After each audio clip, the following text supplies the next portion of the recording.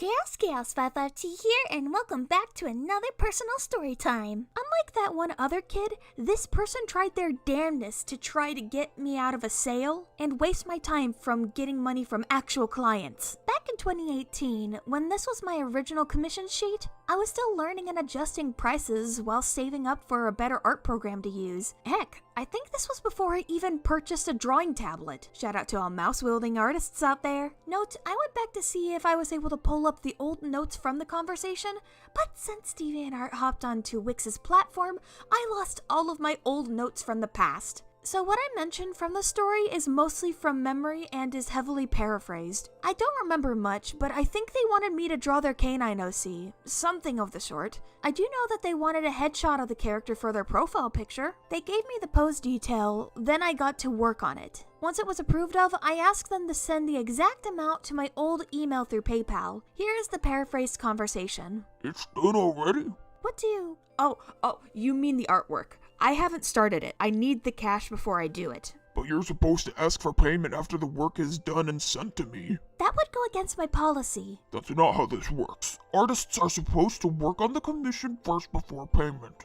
And that's how an artist gets scammed. It's a common practice. Look it up. I know how art commissions work. I wasn't born yesterday. It's common practice for professional artists to set up their own terms of service and policies to prevent themselves from getting screwed over. Look at big name artists. They drew for company. They got paid after the work was done, so why can't you? That's because the company literally signed a contract with her for the commission without online anonymity. Company is a well-trusted corporation. Even if they fled without paying her, she would have had to take them to court for breach of contract and win. That's not how this works. Artists can't make contracts unless they are a lawyer. I was baffled at this. I didn't know how to respond, so I paused the conversation to get a quick confirmation with my father, who works with big companies, on if this is true or not. Sorry for the wait. Not all contracts need a lawyer to make it valid. Sometimes the TOS with a recorded verbal agreement or a signature alone is enough to be a legally binding contract in that field. That's not right. Who gave you this BS? From a man who has had over 20 years of experience with doing commissions. He stopped responding after that, so I moved on. After a while of receiving money from clients and getting their commission work done, I forgot about the incident. I then took on this commission by a brand new user. I gave them the benefit of the doubt and went through the process of the commission, up until the payment time. Okay, here's the email to send me the cash. The money has been sent. That was quite fast. I made sure to open up my PayPal to see if the payment had gone through. Nope, nothing. It said that nothing went through. It said that it's sent. It might show up after a day or two. In the meantime, you can work on my commission while we wait for the money. I'll wait for the money. I'll keep you updated when I see the cash. No, you need to work on that art now. I'm not paying you to sit there and be lazy. Chop chop. Red flags were dancing in my head. You guys see it too. Never pressure an artist to get the work done as soon as possible while the payment has not gone through. If it's pending, that's a different story. I informed this user that I'm going to wait until I see at least some sort of sign that they paid on my end. I even asked for screenshots of the payment going through their end, but they suspiciously refused to send a screenshot because, for all I know, you could be using it to dox me. I've seen what transactions look like on PayPal. In no way with that material alone can be used to leak someone's personal information. I went back to our conversation to point out his suspicious activities. Apologies, user. If I don't see the payment within a few days, as you said, I will be canceling the commission and will no longer provide service for you. What? You're just going to take my money and run? You should dug yourself a grave for yourself. You just proved to me that I cannot trust you with my money, and now you're going to regret it. And then they blocked me. Oh well, it was easier for them to do that. It would have been a nightmare if they kept stringing me along for days with empty promises of pay instead of focusing on other clients I also wanted to focus on.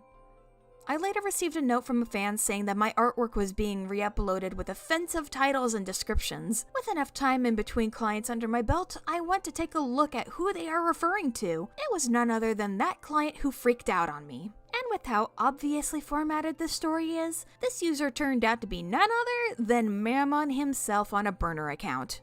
He had taken some pictures off of my gallery and retitled them to Dumb Bitch when any of the pieces had my character on it. One particular picture that caught my eye was a screenshot. The description said that I blocked them after taking their money. Note, I can see their account on incognito mode since they blocked me, and to this day, I still have not received that whole $10. I reported all of the stolen artwork in the posts with clear indications of trying to start something, and eventually that account was either terminated or Mammon lost interest in me and deleted the throwaway account. But here comes the icing on the cake. It turns out this wasn't his first rodeo with trying to scam people into getting free artwork. His username was later displayed on an art police group I followed at the time. The list of his actions weren't astronomical like many others, but there was a few that sounded like a complete mess. He tried the same scam with one user and managed to get free art out of their canine OC before blocking them. He gave a sob story to another user about his financial problems and got a free rough sketch out of it, then escalated with the last user by threatening to sue them with a fake, poorly done screenshot of a confirmed transaction that can be reverse image searched. He later ditched his account and hopped onto a few other accounts. He kept using the same artworks that he scammed people out of. That's how he kept getting caught, before eventually just disappearing. Haven't heard from the guys since. Hopefully this tale helped give you guys a better idea on how to set up your commission sheets so you don't get screwed over.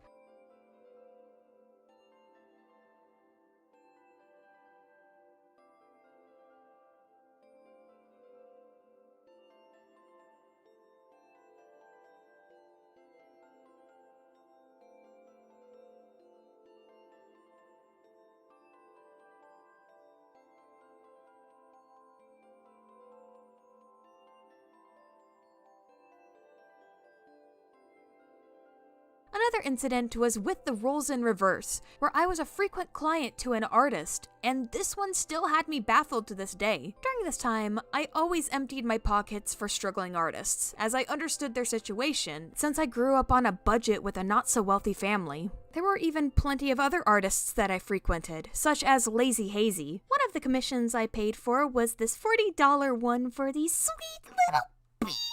And I also paid them for a sketch of Abel in a strawberry dress, but I don't think I have that one anymore. I even helped my buddy Surreal Dreamer out with commissions or art trades at the time. But this individual I'll be mentioning today is one I will not reveal, both their names or their art. But I will make a rough recreation to get the idea across of what they did. Here were the red flags that I ignored from the user I will call Vixen.